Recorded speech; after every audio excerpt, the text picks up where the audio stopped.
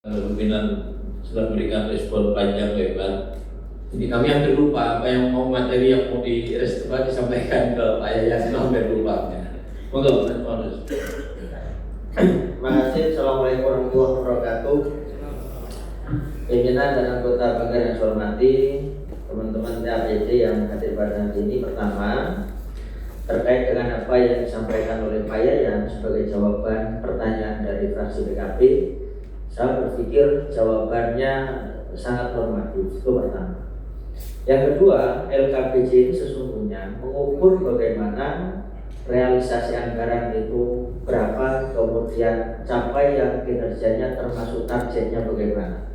Sehingga kalau kita berpikir bahwa hari ini dengan narasi pertanyaan dan jawaban yang normatif, tentu kita ya tidak akan ketemu solusi dan bagaimana rekomendasi di tahun yang akan datang. Karena sesungguhnya kalau berbicara LKPJ ini adalah bagian dari evaluasi yang kemudian nanti mengukur kinerja dan kedepannya seperti apa.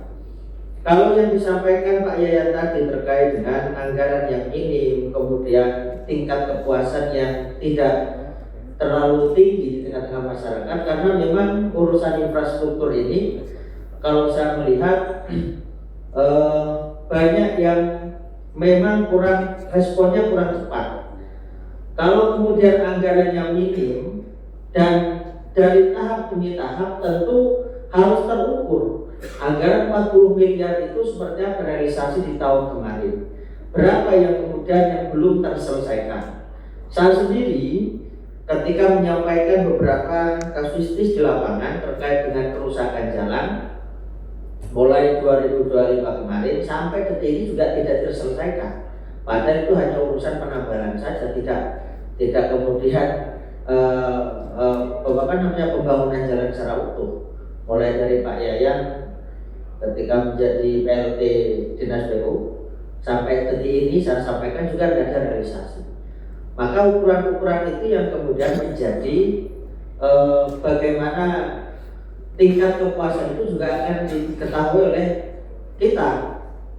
Dan berkaitan dengan urusan LKPJ ini, saya sesungguhnya ingin menyampaikan terkait dengan bagaimana wajib pelayanan dasar, urusan pendidikan, urusan kesehatan, termasuk ketika ngomong IPM, indeks pembangunan manusia,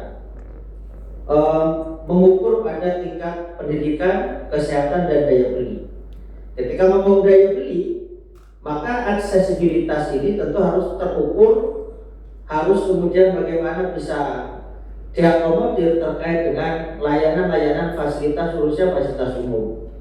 Maka dari itu saya berharap forum ini bagaimana bisa mengukur kinerja yang kemudian nanti ada rekomendasi dan evaluasi kinerjanya sejauh mana dari target-target capaian yang sudah ditentukan direncanakan di tahun-tahun yang sebelumnya. Saya rasa itu mungkin untuk sementara. Terima kasih. Ya, silakan. Mungkin ada tanggapan dari Pak Sekda atau Pak Yayan.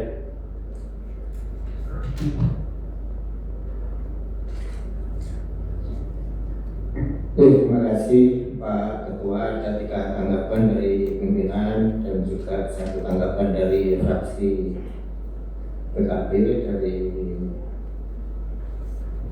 yang pertama Pak Ketua, jadi nanti biar lebih detail lagi ditambahkan penjelasan nanti dari Kepala Dinas Sosial ya. Teman tadi sudah dijelaskan juga oleh Kepala Bapeda bahwa ada skenario bagaimana kita ingin mengeluarkan kemiskinan ekstrim yang memang sudah menjadi kerak yang tidak dapat tidak bisa kita otak lagi karena kondisi. Sebagai contoh, memang di lapangan sering kita temui pada saat kita melakukan ASN berbagi, salah satunya saya sendiri turun ke lapangan juga, ada beliau-beliau itu yang memang kondisi sudah tua, sendirian, rentan, stroke.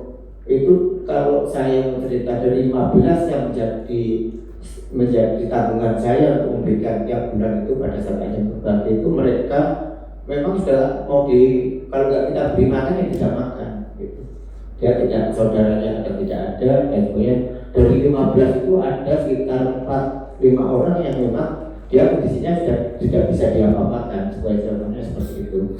Dan tentu ini nanti tolong kepala dinas sosial bisa memberikan data yang lebih konkret begitu. Kira-kira dari 6,13% dan 110 juta itu nanti kira-kira berapa seperti apa, dan solusinya tadi disampaikan bahwa itu memang harus ditanggung oleh negara, baik oleh pemerintah pusat maupun dari pemerintah daerah.